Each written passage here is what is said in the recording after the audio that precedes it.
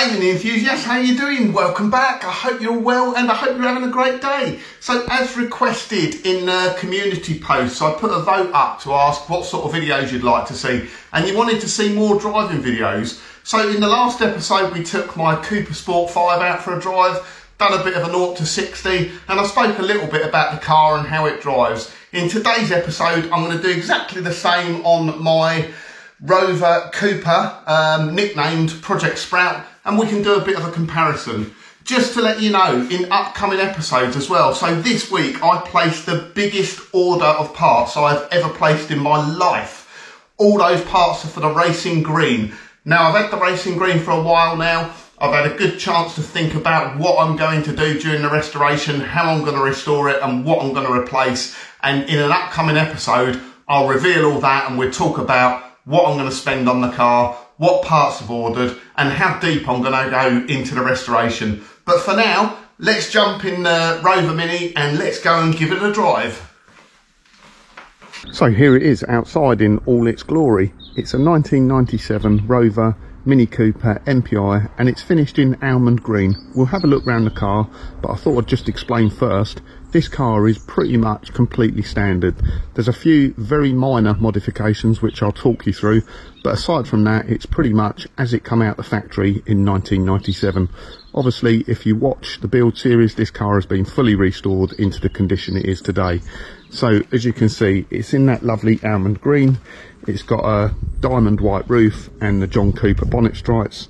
It's got 12-inch wheels. It does have the wider tyres on it, the 165 60/12 tyres, so it would have had narrower tyres as standard. As we come around the back, again, all completely standard. However, if I open the boot, you can see the boot kit has been kitted out with this lovely interior uplift by Stitched Up Interiors. That just finishes the boot off really nice, and it makes it nice to look into. Mini boots generally look pretty horrible when you open them, so that's a nice sort of finishing touch. And obviously we've got the alloy fuel cap as well, which isn't standard, but mostly the rest of it is. The exhaust on it is a stainless steel exhaust. I think it's Jan Speed. It's from the cap backwards, and it's a twin box exhaust, and it's only, I think that's about 1.75 inch diameter. So again, it's not really it's not a big bore exhaust, it's not a performance exhaust. In fact, it's no noisier than a completely standard exhaust. Let's go round and have a look at the inside of the car. So inside we have the leather steering wheel, which was standard, and the walnut dash, which was standard. This is the original walnut dash in the car, so it does have a small bit of cracking in the laminate. But aside from that, we've got a standard Rover radio in there, and these MPI standard Rover Coopers only come with the clock in the dash rather than the 3 instruments which you got on the Sports Pack Minis. Aside from that, it's got this lovely Monaco interior, or Monaco seats in it, and again it's all pretty standard in here. No real modifications to note. The gear knob has been nicely restored and recovered by Elliott Price. I think it's retro retrim. Done a really great job. Let's go and have a look under the bonnet. So when we look under the bonnet, we see the familiar A-Series engine, which was fitted to the Mini for its entire lifetime. Obviously this has been upgraded over the years, and they've improved things like fueling and ignition. So this is the last kind of guise of the A-Series engine. It's got multi-point injection. Multi-point means there are 2 fuel injectors there. Slightly earlier cars with a single point injection, they often get confused. They look very similar under the bonnet. They have the same sort of air filter housing, but when you look under the air filter, it has a single point injection throttle body, which looks very much like a carburetor actually, but it's not. It's single point injection. Aside from that, the other changes you might notice is the alternator sits up much higher. The reason for that is because it's got a front mounted radiator. It's got a front mounted radiator to basically reduce drive-by noise to meet European legislation. So with a fan running off the end of the engine, which is running all the time, it creates noise, and they moved the radiator to the front, fitted an electric fan, so the fan only cuts in when it's needed, so it cuts down the noise of the engine. We can see we've got a coil pack rather than a distributor, so that's just modern ignition systems. The oil filter is now mounted at the front. Aside from that though, the engine is pretty much a standard A series. You'll notice we've got an expansion tank under here, which you won't see on earlier Minis, and things like the ECU. Servo was pretty familiar on Minis from about 1980, I'm going to get this wrong, probably about 85, 86 onwards. Someone will correct me, I'm sure. This engine though is completely standard, so there's been no modifications made to it. It's all standard internals, which means it should be out the factory with about 62, 63 brake horsepower. So it will be really interesting to compare this with my John Cooper Sport 5, which has around 85 brake horsepower. So let's shut the bonnet now, let's take it for a drive and see what it goes like.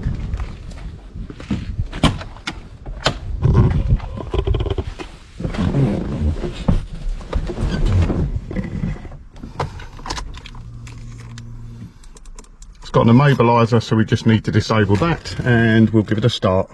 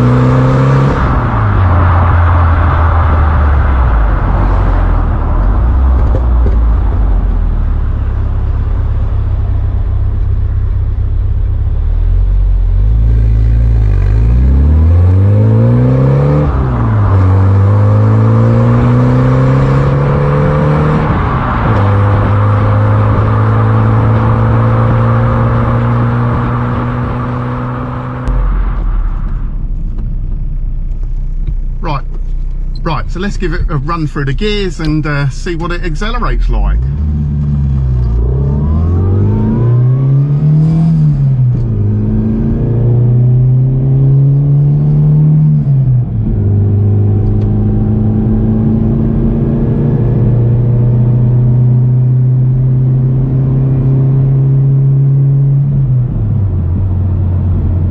So immediately it is definitely less responsive than the Cooper Sport 5, and when I spoke about the Cooper Sport 5 being a little bit wheezy above sort of 5,000, 5,500 RPM, this sort of gets wheezy above 4,000 RPM, and by wheezy I mean it doesn't feel like it wants to accelerate anymore. You almost, you know, you want to change gear. However, it is quite a torquey engine, so between sort of 2,500 and 4,000 RPM, it does pick up the torque nicely, and you don't really need to push the engine that hard to get it to accelerate.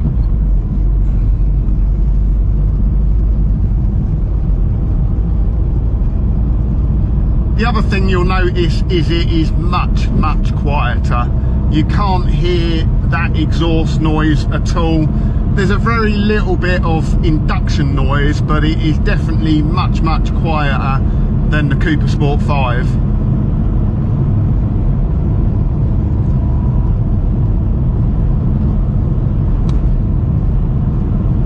So we get onto a clear bit of road here. We're doing 40 miles an hour, and we just drop it a cog now and see what it goes like. So yeah, it doesn't pick up as well as the Sport 5. However, it's not bad. As you can see, we're just hitting 4,000 RPM there, and it's just starting to get a bit wheezy. So it's not quite as sporty. It doesn't quite go as well. But to drive it, it's just a lovely car to drive. It drives really nicely, it's quite smooth, and you can use that torque in the gears. You don't really need to make the engine scream to get the power out of it. It's got the torque there low down, and it does make it quite a pleasant car to drive. That's probably the best way I can describe it. It's not sporty, it's pleasant.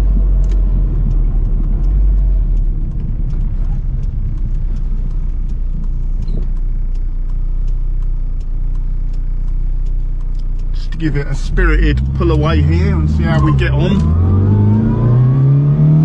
Little bit of wheel spin from those 12-inch wheels.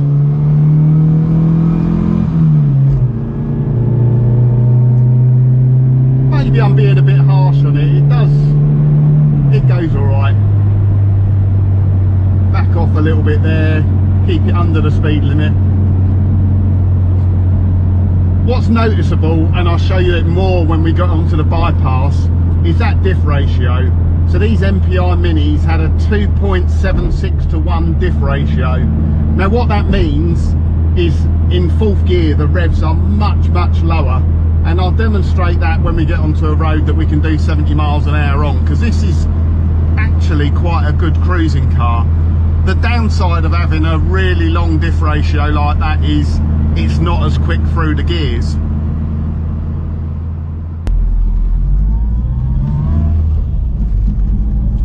Right, so for the little 0 to 60 test, we're going to be using the same app as I use with the Cooper Sport 5. We're using the same piece of road. Weather conditions similar, although it's much cooler today.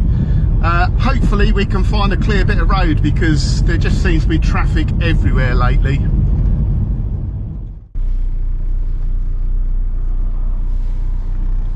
Okay, I think we're ready, so 3, 2, 1, go.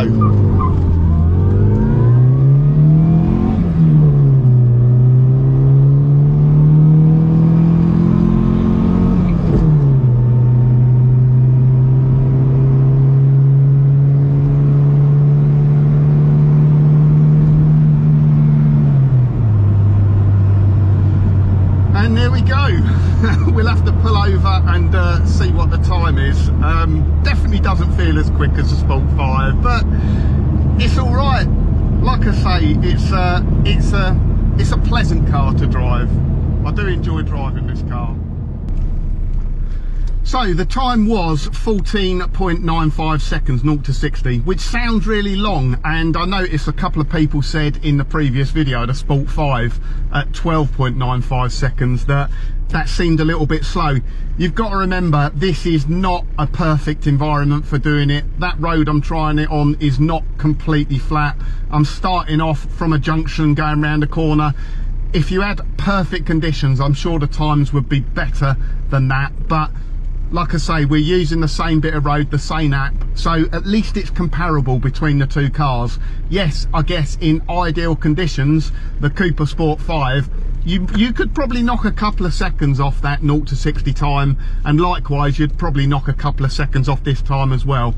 But really, you know, I don't have a test track for the car. We're on public roads, so you have to be careful and mindful of the environment and other road users, and yeah, it's far from ideal, but it does give a bit of comparison. So this car, 0 to 60, is 2 seconds slower than the Cooper Sport 5, which is no surprise. It definitely, unfortunately, just does feel a little bit slower. Okay, so let's talk a little bit about handling. So compared to the Sport 5, this car has smaller wheels. The suspension is pretty much standard on it. It does have high-low suspension on it, but I installed that really just for ease of use for setting the suspension height. It's not really there, it doesn't really give you a performance advantage, unless of course if you decide to lower the suspension right down. So we're on the 12-inch wheels with the 165 profile tyres. They're actually Falken tyres, which I really like those Falken tyres. You would naturally expect it to have less grip. So those 12-inch wheels, they've got 165 profile tyres on there. They're Falken tyres. I like Falken tyres. And compared to the 13-inch wheels, obviously they'll have less grip when you're pushing them on the limit.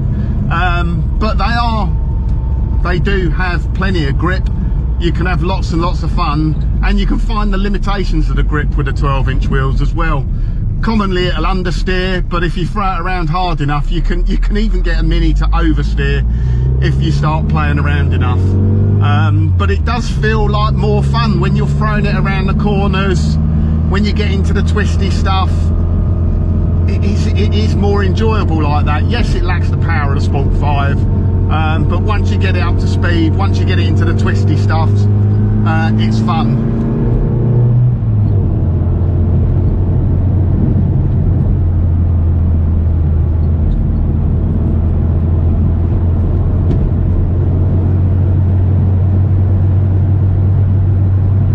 What it really does well is it feels really sure-footed. It goes where you want the car to go, you point it in the right direction. It doesn't feel unbalanced or anything like that. Now, the Sport 5 on the 13-inch wheels, sometimes it can, just because it picks up the ruts in the road and the camber of the road more, it can feel a little bit uncertain sometimes.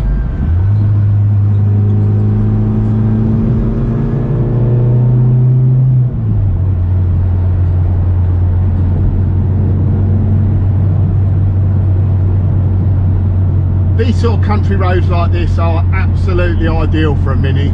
It's really, really nice. Few twisty turns. The only thing you've got to be careful of this year is look out for the cyclists and the walkers and that sort of thing. But if you get a nice clear bit of road, it's a joy to drive a Mini. So here we're going up a bit of hill here, we're in 4th gear. Can you feel or hear how much it's slowing down?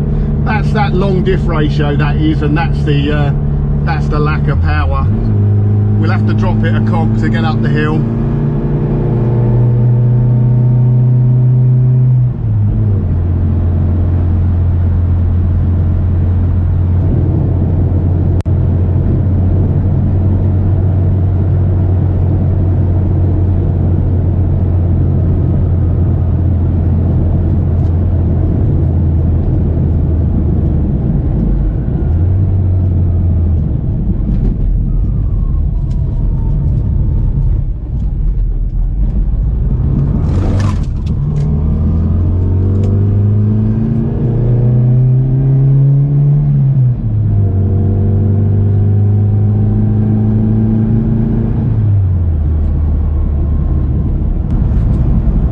Really talk a little bit about ride comfort driving a Mini. I mean, Minis are renowned for having bouncy suspension. In large part it's to do with the suspension setup, so it's on rubber cones and not springs. You can get spring conversions for Minis, but they're not much better, to be honest. There's just a lack of space to fit a full-size suspension spring. So the ride comfort in this car compared to the Sport 5 is actually, I mean, we're on a really bumpy road now. It's a bit better in this car. It doesn't have those gas shock absorbers on it. I think the cones are probably a little bit newer in this car. It is bumpy. It does porpoise around a little bit, and that's because, in part, due to the short wheelbase. But it's not too bad. I've driven much worse Minis. So it's difficult this time of year when you get lots of cyclists out. I'm driving around the South Downs at the moment with slightly downhill, narrow, twisty roads. These cyclists are doing 40, 45 miles an hour. There's just, I'm not going to get past them safely anyway. You just have to sit back and be patient. Give them the space on the road. Clearly they're enjoying themselves, that looks like fun, but scary on those skinny little tyres. Good on them though. Right then, let's get on to the dual carriageway where we can do 70 miles an hour, and let's see what it's like at speed.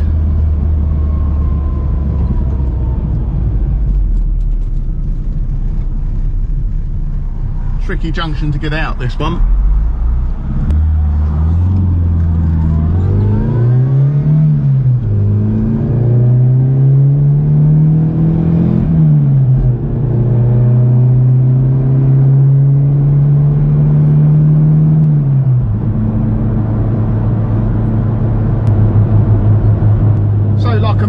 earlier, this car has a 2.76 to 1 ratio diff, and what that does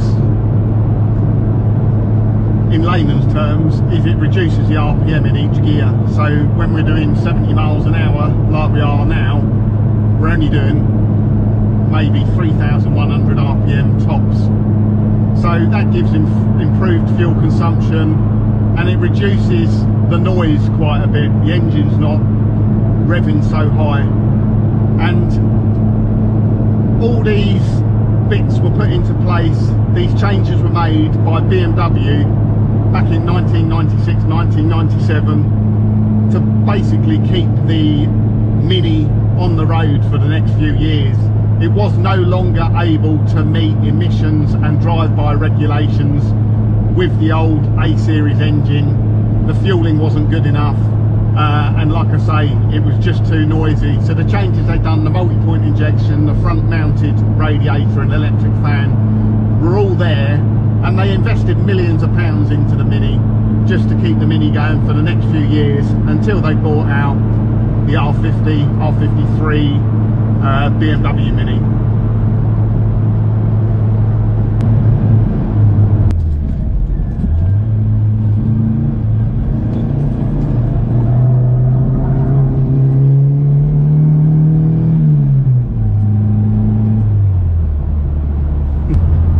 And that's what the Mini's all about, putting a smile on your face. It may be the underdog, it may not be the fastest car in the world, but get it on some twisty stuff, some nice tarmac, throw it about, get a four-wheel slide on. Yes, makes you feel alive. So there we go. I hope you enjoyed that as much as I did. I really had a bit of fun out there blasting the Mini around. Like I say, it's not as fast as the Cooper Sport 5, but you can just have as much fun in it. I mean, I guess it's like any Mini, isn't it? You know, if you're drag racing it against modern stuff, you're comparing it against modern cars, they're just not as fast, they're not as quick. It's a 60-odd-year-old design now.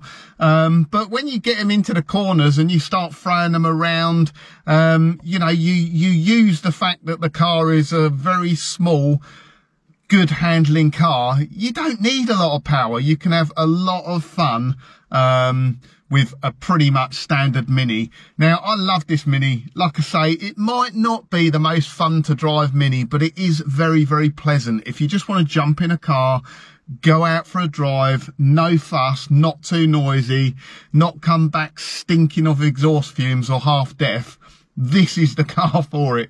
It's the car I let my wife drive because it's, like I say, it's the most pleasant to drive, and it's just a lovely car. I just enjoy having it in my little collection. I hope you enjoyed the video today. I really did. And we'll be back again soon.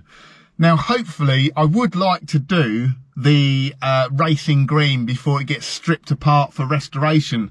Unfortunately, I cannot get the speedo working on it. The cable's okay, but I can't get it to engage in the drive in the bottom of the gearbox. Now, as you know, fitting a speedo cable on a Mini is a bit of a pain. It's even more of a pain when it's got twin carbs on it. So I don't quite know what I'm going to do there. If I can't get it fixed, I might take it out with a GPS speedo on the dashboard and do it like that. But it would be good to compare that car as well, because my guess is it's going to be somewhere in the middle. I don't think it's going to be as quick as the Cooper Sport 5, but I do think it will be quicker than this.